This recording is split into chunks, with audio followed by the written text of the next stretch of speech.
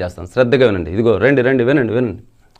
ఒక పర్టికులర్ కండిషన్స్లో ఒక గ్యాస్ యొక్క డెన్సిటీకి అదే కండిషన్స్లో హైడ్రోజన్ యొక్క డెన్సిటీకి రేషియో.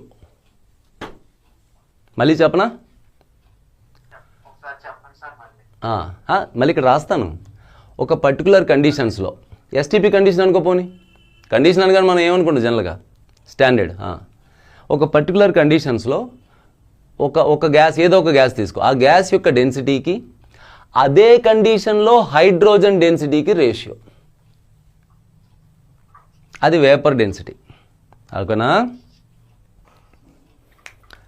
హైడ్రోజన్ ఎందుకు సార్? హైడ్రోజన్ అని రూల్ లేదు, ఒక రిఫరెన్స్ గ్యాస్ తీసుకోవాలి. మన సిలబస్లో చాలాసార్లు మనం హైడ్రోజన్ గ్యాస్ని రిఫరెన్స్గా తీసుకుంటాం.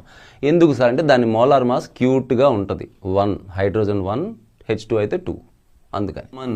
P/RT కామన్, ఉస్కో క్యాన్సిల్ కర్దో, అయిపోయింది. అప్పుడు వేపర్ డెన్సిటీ అంటే ఏంటి? Molar mass of methane upon molar mass of hydrogen ఏంట్రా? 2ఏనా? మోలార్ మాస్ ఆఫ్ హైడ్రోజన్ 2ఏ కదా. అది మీరు చాలాసార్లు వినుంటారు, molar mass is equal to 2 into vapour density అని. విన్నారా లేదా?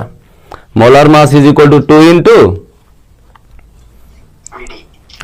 దీన్నే రిలేటివ్ డెన్సిటీ అనండి, లేకపోతే వేపర్ డెన్సిటీ పేరు ఫేమస్ అనమాట. ఓకేనా? సో ఈక్విలిబ్రియం కి సమాన్ P/RT కామన్, ఉస్కో క్యాన్సిల్ కర్ దో.